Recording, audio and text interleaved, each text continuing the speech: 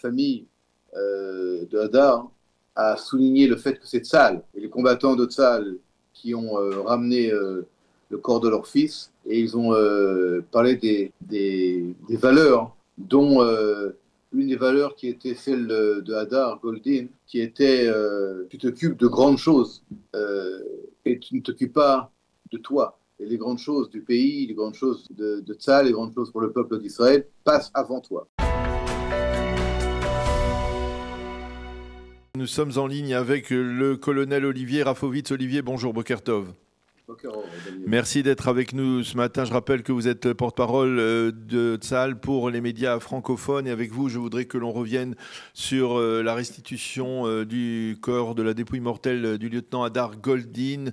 On a attendu, tout un pays, on peut le dire, a attendu pendant 11 ans, 4118 jours, le retour d'Hadar Goldin au pays. Et hier, les parents ont insisté sur le rôle majeur joué par l'armée israélienne dans la restitution de ce corps. Vous pouvez nous en dire plus ? D'abord, je voudrais saluer le lieutenant Hadar Goldin, Zichrono Livracha, qui est un héros de Tzahal, qui est tombé au combat lors d'un cessez-le-feu le 31 août 2014 avec le Hamas dans la région de Rafah. Le Hamas l'a détenu pendant 4118 jours, 11 ans, en sachant exactement où il était, bien sûr, en jouant avec les nerfs de la famille, avec les émotions de la famille. Son retour est très important. Et comme vous l'avez vu hier, la famille de Hadar a souligné le fait que c'est Tzahal et les combattants de Tzahal qui ont ramené le corps de leur fils, et ils ont parlé des valeurs, dont une des valeurs qui était celle de Hadar Goldin, qui était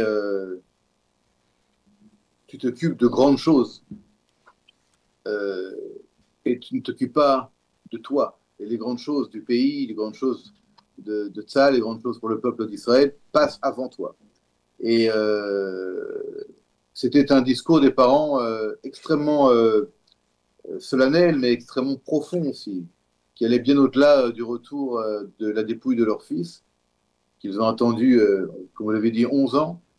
Je rappelle que toutes les semaines, ils allaient dans le sud du pays pour marquer le fait que leur fils n'était toujours pas revenu pour recevoir une dépouille, comment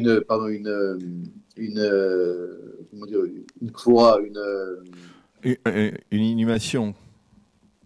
Selon le rituel juif. Et, mais cela aussi nous fait dire, Daniel, que nos ennemis nous ont fait vivre et continuent à nous faire vivre encore pour les dépouilles qui sont encore aux mains du Hamas, un véritable film d'horreur. Ces dépouilles que nous attendions, ces otages vivants que nous attendions, la manière qu'ils ont pour nous faire attendre encore aujourd'hui, nous attendons encore des dépouilles. Et tout cela réuni, c'est véritablement un film d'horreur que nous vivons, dans lequel nous nous trouvons.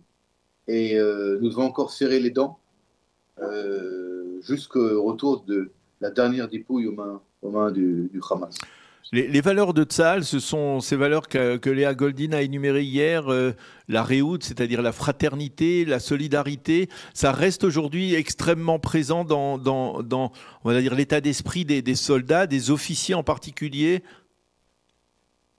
Vous savez, Tzahal, c'est l'armée de défense d'Israël, mais c'est une armée du peuple. Tzahal, c'est le peuple. On l'a vu durant cette guerre.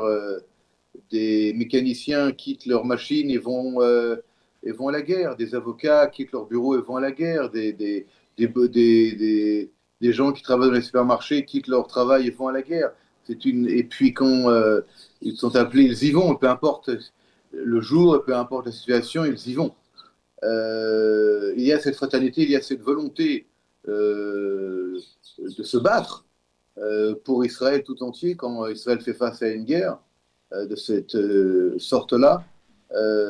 Mais elle a dit une chose importante. Elle a dit en fait qu'on ne peut pas se permettre d'être une nation qui s'appelle Israël tout en ne faisant pas tout pour ramener s'il y a des prisonniers, des victimes, des dépouilles ou des kidnappés. Et il faut savoir que la famille Goldin, en fait, a vécu ce drame avant le 7 octobre 2023. C'est-à-dire qu'ils ont déjà mis sur la table cette importance fondamentale de tout faire avec des pressions qu'ils ont fait pour que le gouvernement israélien fasse que la dépouille de leur fils revienne. Et ils étaient malheureusement et malgré eux, évidemment, je dirais, presque des, malheureusement, malgré eux, des précurseurs de cette situation dramatique que nous allions vivre à partir du 7 octobre. Et eux, ils l'ont vécu jusqu'à hier. Et puis, il y a aussi dans les valeurs de Tzahal, il y a la bravoure.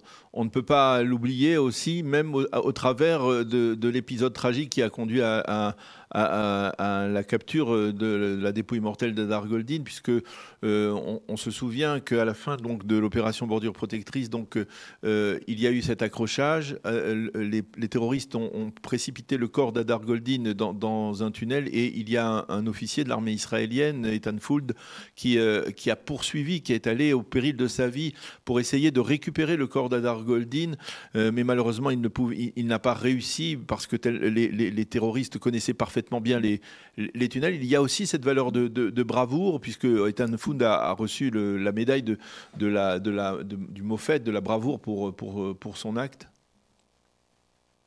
La bravoure, évidemment. Encore une fois, il faut savoir que dans cette guerre-là, tous les soldats de Tzahal qui étaient dans la bande de Gaza chacun voulait ramener un otage, ramener des otages. Et c'était leur désir le plus cher. D'ailleurs, il faut savoir que, ce que je veux dire, c'est terrible, mais le corps d'Adar Goldin, Zichrono Livracha, a été caché pas très loin de là où il est tombé. En fait, on a mis des années au niveau du renseignement et dans des opérations multiples pour essayer de ramener le corps. On ne savait pas où était le corps. Même durant l'opération, là, nous n'avons pas réussi à identifier l'endroit exact où était caché le corps d'Adar Goldin, qui en fait trouvait dans un tunnel dans lequel nous avions été déjà. Mais malheureusement, nous n'avons pas réussi à identifier l'endroit exact où il était caché. Et seul le Hamas, hier, a malheureusement montré encore une fois, cette horreur où il a tout fait pour cacher ses corps et faire que les familles attendaient. Jusqu'à hier, je rappelle, 4118 jours pour le retour d'une dépouille mortelle de nos combattants, d'un de nos héros, Adar Goldin. Encore une fois, nous devons tous saluer sa bravoure et également aujourd'hui être avec sa famille dans ces heures sensibles et complexes. Merci beaucoup, colonel Olivier Rafovitz, d'avoir accepté de répondre à nos questions autour donc, de la restitution du corps d'Adar Goldin. Et je rappelle que ces obsèques auront lieu donc, demain matin au cimetière militaire de Kfar Saba. Merci encore, Olivier, d'avoir été avec nous ce matin. Bonne continuation, à bientôt. Merci.